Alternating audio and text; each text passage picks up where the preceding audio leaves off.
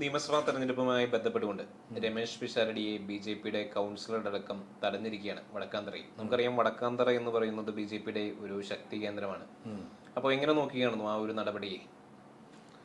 അതായത് എനിക്ക് തോന്നുന്നില്ല ബി.ജെ.പി ഒക്കെ ഇത്ര പെട്ടെന്ന് ഇങ്ങനെ ഇത്തരത്തിലൊക്കെ ഒരു ജനാധിപത്യ ധ്വംസനം നടത്തുമെന്ന് എനിക്ക് തോന്നുന്നു. അല്ല, ഉത്തരേന്ത്യൻ സംസ്ഥാനങ്ങളിൽ നടപ്പാക്കുന്ന അതേ ശൈലി കേരളത്തിൽ നടക്കും. അപ്പോൾ ഒന്ന് ആലോചിച്ച് നോക്കണം, അവർക്ക് ഇത് കേരളത്തിൽ ഭരണമൊന്നും കിട്ടിയിട്ടില്ല. അല്ല, ഭരണം കിട്ടാതെ തന്നെ അവർക്ക് നടപ്പാക്കാൻ കഴിയുന്നുണ്ട് എങ്കിൽ അവരുടെ ആ ഒരു സ്വാധീനം വളരെ വളരെ മാത്രം വലുതാണ്. ഞാൻ പ്രത്യേകിച്ച് രമേശ് പിഷാരടി ആരോടും തട്ടിക്കയറുന്ന ഒരു വ്യക്തിയല്ല. ഞാൻ അദ്ദേഹത്തിന്റെ പല പരിപാടികൾ കണ്ടിട്ടുണ്ട്. സിനിമ പുള്ളി അങ്ങനെ ആരോടും തട്ടിക്കയറുന്നതായിട്ട് കണ്ടില്ല. പുള്ളി ഈ തെരഞ്ഞെടുപ്പുമായി ബന്ധപ്പെട്ട് ഇഷ്ടം പോലെ മാധ്യമങ്ങൾ പുള്ളിയുടെ വായിന്ന് എന്തെങ്കിലും വീടുന്നു നോക്കി നടന്നില്ല. പല ഹാൻഡിലുകളും CPM BJP ഹാൻഡിലുകളെല്ലാം തന്നെ അദ്ദേഹത്തെ ഒരു കോമാളിയായിട്ടാണ് ചിത്രീകരിക്കുന്നത്. പക്ഷെ അങ്ങനെ പറഞ്ഞ് പുള്ളിയുടെ പേര് ജനങ്ങളിലേക്ക് എത്തിക്കുകയല്ലേ അവർ ചെയ്തത്. ഒരാളെ കോമാളി എന്ന് വിളിച്ചെന്ന് കരുതി അയാൾ കോമാളി ആവുന്നില്ലല്ലോ. അയാൾ കോമാളിത്തരം കാണിച്ചത് എവിടെയാണ്? പുള്ളിയെ പറഞ്ഞ് ഇതിപ്പോൾ പാലക്കാടെന്ന് കേട്ട ഒറ്റ പേരേ വരുന്നുള്ളൂ. വേറെ ഏതെങ്കിലും പേരുണ്ടോ? ശോഭാ സുരേന്ദ്രൻ അവിടെ സ്ഥാനാർത്ഥിയാണെന്നേ ഉള്ളൂ. പേരൊറ്റ പേരേ ഉള്ളൂ. രമേശ് പിഷാരടി രാവിലെ തൊട്ട് ഒറ്റ പേര്. ആൾക്കാർക്ക് വെറുതെ ഇരുന്നുണ്ട്. CPM തന്നെ ആദ്യത്തെ പണി നടത്തില്ല. അത് മാത്രമല്ല, അദ്ദേഹത്തിന്റെ മുൻപത്തെ നിലപാടുകളെ കുറിച്ചൊന്നും അദ്ദേഹം ഇപ്പം മിണ്ടുന്നില്ല. പാലസ്തീനിലെ യുദ്ധം നടക്കുമ്പോൾ നമുക്ക് എന്താണ് കുഴപ്പം? നമ്മളിവിടെ സമാധാനത്തോടെ ഇരിക്കുന്നില്ലേ? മറ്റു രണ്ട് രാജ്യങ്ങളിൽ തമ്മിൽ നടക്കുന്ന യുദ്ധമല്ല, അതിനെക്കുറിച്ചൊന്നും അദ്ദേഹം ഇപ്പം മിണ്ടുന്നില്ല. അതെന്തുകൊണ്ടായിരിക്കും? അല്ല, ഒരു കാര്യമുണ്ട്. അല്ല, അതെന്തുകൊണ്ടായിരിക്കും? മുസ്ലിം വോട്ട് മുന്നിൽ കണ്ടുകൊണ്ടാണോ? അതുകൊണ്ടൊന്നുമല്ല, അങ്ങനൊന്നുമല്ല. അല്ല, കാരണം അതേ നിലപാട് അദ്ദേഹം ഇപ്പൊ ആവർത്തിച്ചിട്ടുണ്ടെന്നുണ്ടെങ്കിൽ അദ്ദേഹത്തിന് ലഭിക്കുന്ന മുസ്ലിം വോട്ടിൽ വിള്ളൽ വീഴില്ലേ? ഒരു കാരണവശാലും അവിടുത്തെ ഒരു മുസ്ലിം വോട്ടിൽ വിള്ളൽ വീഴത്തില്ല. അത് മൊത്തം എൻ്റെ പ്രത്യേകിച്ച് ഇന്നലത്തെ ശോഭയുടെ ഈ പ്രകടനം കൂടെ ആകുമ്പോൾ 100% അതെല്ലാം പിഷാരടിക്ക് കിട്ടും. അത് NMR അബ്ദുൾ റസാഖിനും വീഴാൻ ചാൻസ് ഇല്ലേ? ഒരു പരിധി വരെ. അദ്ദേഹം ആ വിഭാഗത്തിൽ പെട്ടതാണ്. അതിലൊരു സ്പ്ലിറ്റ് വരാനും ചാൻസ്. ഞാൻ ചോദിക്കുന്നില്ല. അദ്ദേഹം അവിടെ പോയത്, അവിടെ ആ ക്ഷേത്രം ഒരു ക്ഷേത്രമുണ്ട്. ആ ക്ഷേത്രത്തിലേക്ക് പോയി വോട്ടർമാരെ തടയാൻ പോയി. ഇവരിങ്ങനെ തടഞ്ഞത് എന്തിനാ? തടയാനുള്ള അധികാരം ആരാനുള്ള അവകാശം ഇല്ല. പാർട്ടി ഇതിപ്പോ കണ്ണൂര് പാർട്ടി ഗ്രാമങ്ങളുണ്ട്. അവിടെ ഇപ്പൊ RSSകാർക്ക് കയറാൻ പറ്റത്തില്ല. തിരിച്ച് RSSകാരുടെ ഗ്രാമങ്ങളുണ്ട്. അപ്പോൾ CPMമാർക്കും കയറാൻ പറ്റത്തില്ല. അതുപോലെ അവിടെ ഊരുവലക്കും വല്ലതും ഉണ്ട് അവിടെ. ഇവിടെ BJPക്കാർ മാത്രമേ വരാവുള്ളെന്ന് വല്ലതും ഉണ്ടാ. അങ്ങനെ ഉണ്ടെങ്കിൽ ശരിയാ, അവിടെ പിഷാരടി പോകരുത്.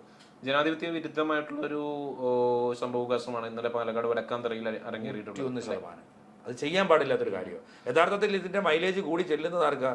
പിഷാരടി. ഇന്ന് കേരളത്തിലെ മുഴുവൻ മാധ്യമങ്ങളും മാത്രമല്ല ജനത പോലും അദ്ദേഹത്തിന് ആരാണ് ഇദ്ദേഹത്തിനെ ഈ കോമാളിന്ന് മുദ്ര കുത്തി ഇങ്ങനെയുള്ള സംഭവവികാസങ്ങൾ കണ്ണൂരിലുള്ള പാർട്ടി ഗ്രാമങ്ങളിലും അരങ്ങേറുന്നതല്ലേ? അതെ. ഞാൻ ചോദിക്കുന്ന കോൺഗ്രസിന്റെ സ്ഥാനാർത്ഥികൾക്കെതിരെയും ഇത്തരം തരത്തിലുള്ള സംഭവവികാസങ്ങൾ ഉണ്ടാവുന്നല്ലേ CPMന്റെ അണികളുടെ ഭാഗത്ത് നിന്ന്? കണ്ണൂർ പാർട്ടി ഗ്രാമങ്ങളിൽ ഉണ്ടാവുന്നല്ലേ? എന്നിട്ട് ഏതെങ്കിലും ഒരു തെരഞ്ഞെടുപ്പിൽ CPM പരാജയപ്പെട്ടിട്ടുണ്ടോ അവിടെ പാർട്ടി ഗ്രാമങ്ങളിൽ? പാർട്ടി ഗ്രാമങ്ങളിൽ തദ്ദേശ ഭരണ തെരഞ്ഞെടുപ്പുകളൊന്നും പരാജയപ്പെട്ടില്ല. നിയമസഭയുമായി ബന്ധപ്പെട്ടുകൊണ്ട് അവർ പരാജയപ്പെടില്ലല്ലോ.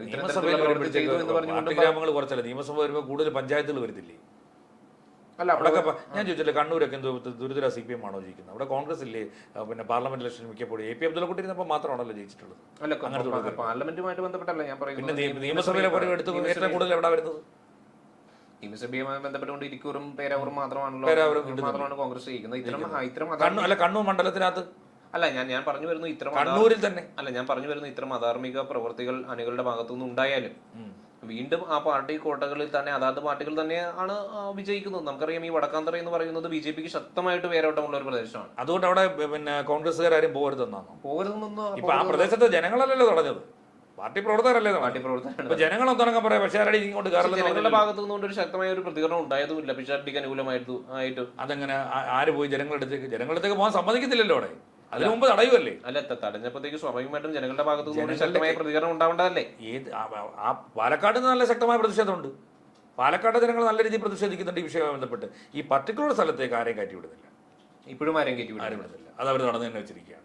അപ്പോ യഥാർത്ഥത്തിൽ 0 അവിടുത്തെ ജനങ്ങൾ പറഞ്ഞോ പിഷാരടി അകത്തോട്ട് കയറ്റി വിടില്ല? യഥാർത്ഥത്തിൽ 0 സീറ്റാണെന്നുണ്ടെങ്കിലും കേരളത്തിന്റെ പല ഭാഗങ്ങളും നിയന്ത്രിക്കുന്നതെന്ന് BJP ആണോ? അതിനുള്ള സംവിധാനമുള്ള അവരിലുണ്ടല്ലോ. അപ്പോൾ അവരാണ് ഈ പറഞ്ഞ പോലെ ഭരണത്തിലേറാതെ പല പ്രദേശങ്ങളും ഭരിക്കുന്നത് BJP ആണോ? അതെ അതെ, ഭരണത്തിലേറാതെ തന്നെ. അത് പണ്ട് കുറച്ചുകൂടെ സ്ട്രോങ് ആയിരുന്നു. കാരണം RSS നല്ല സ്ട്രോങ് ആയിട്ടിരിക്കുന്ന സമയത്ത് അന്ന് ഇത് ഒരു രീതിയിലും ഭരണങ്ങളിലൊന്നും എത്തിയിട്ടില്ല. ഇന്നത്തെ പോലെ കേന്ദ്രത്തിലും ഭരണമൊന്നുമില്ല. പക്ഷെ RSS നിയന്ത്രിക്കുമായിരുന്നു, പ്രദേശങ്ങളെ നിയന്ത്രിക്കുമായിരുന്നു. അപ്പൊ ഈ സംഭവവികാസം എന്താണെങ്കിലും പിഷാരടിയുടെ വിജയം ഊട്ടി ഉറപ്പിച്ചിട്ടുണ്ട് അല്ലെ? തീർച്ചയായിട്ടും. യഥാർത്ഥത്തിൽ ഈ ഇന്നലത്തെ ഒരു സംഭവത്തോടുകൂടി കൂടുതൽ ഹൈപ്പ് കിട്ടിയതേ ഉള്ളൂ. പിന്നെ മാത്രമല്ല, ഉടനെ അവിടെ പറയുന്ന സ്ത്രീ വിരുദ്ധ പരാമർശങ്ങൾ നടത്തുന്ന ആളാണ് പിഷാരടി. അത് കേട്ടില്ലായിരുന്നു. അപ്പൊ ഇന്നലെ അവിടെ ഏത് സ്ത്രീ അവിടെ നേരത്തെ അവിടെ സ്ത്രീകളല്ലേ പ്രശ്നം ഉണ്ടാക്കിയത്? സ്ത്രീകളാണ്, ആ സ്ത്രീയാണ് ഒച്ച എടുത്തത് മൊത്തവും. അപ്പൊ ആ സ്ത്രീ ഒച്ച എടുത്തിട്ട് പറഞ്ഞില്ല. അപ്പൊ പറഞ്ഞ അവർക്ക് എന്തോ പ്രശ്നമുണ്ട്, അവരെന്താണ് അങ്ങനെ ചെയ്തതെന്ന് എനിക്കും അറിയത്തില്ല. ഇതും ഒരു സ്ത്രീ വിരുദ്ധ പരാമർശമാണോ? ഇത്രയും പറഞ്ഞോളൂ അയാള്, പിഷാരടി ഇത്രയും പറഞ്ഞോളൂ. അവിടെ എന്തിനാണ് അവരെന്നോട് അങ്ങനെ ചെയ്തത്, അതും ഒരു സ്ത്രീ വിരുദ്ധ പരാമർശമാണെന്നാ പറയുന്നത്.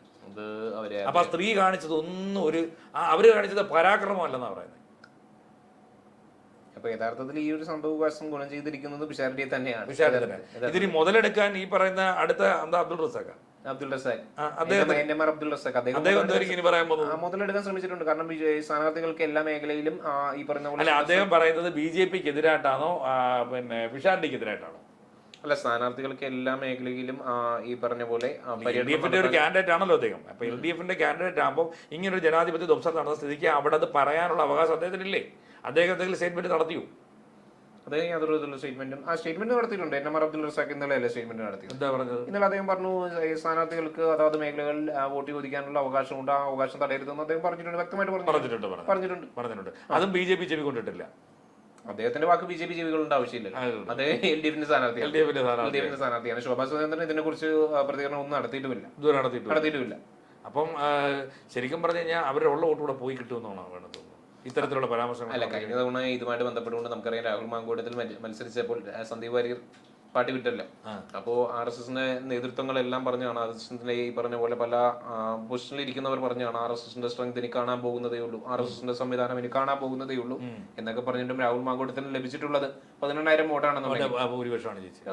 18,000 വോട്ടുകൾ ഇപ്രാവശ്യം നഷ്ടപ്പെടും തോന്നുന്നുണ്ടോ? 18,000 വോട്ടുകൾ നഷ്ടപ്പെടില്ല. ഭൂരിപക്ഷം ഒരുപക്ഷെ ശോഭാ സുരേന്ദ്രൻ ആയതുകൊണ്ട് പിഷാരടിക്ക് ഒരു ഭൂരിപക്ഷം കുറയുകയായിരിക്കും. പക്ഷേ ഒരു കാര്യം ഉണ്ട് കേട്ടോ, ഈ ഇന്ന് കേരള നിയമസഭയിൽ 16ാം നിയമസഭ തിരഞ്ഞെടുപ്പിനകത്ത് ഏറ്റവും കൂടുതൽ കേൾക്കുന്ന ഒരു പേരാണ് രമേശ് പിഷാരടി.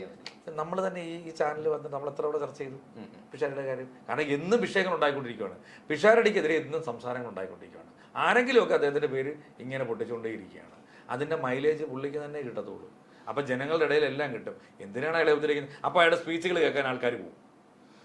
എന്നിരുന്നാലും വരുന്ന നിയമസഭാ തെരഞ്ഞെടുപ്പിൽ ശോഭാ സുരേന്ദ്രൻ എന്നുള്ള ഫയർ ബ്രാൻഡിനെ മലർത്തിയടിച്ചുകൊണ്ട് രമേശ് പിഷാരടി നിയമസഭയിലേക്ക് കടന്നു വരട്ടെ. തീർച്ചയായിട്ടും അതിനുള്ള എല്ലാ ഭാവങ്ങളും നമുക്ക് നേരാം. തീർച്ചയായിട്ടും.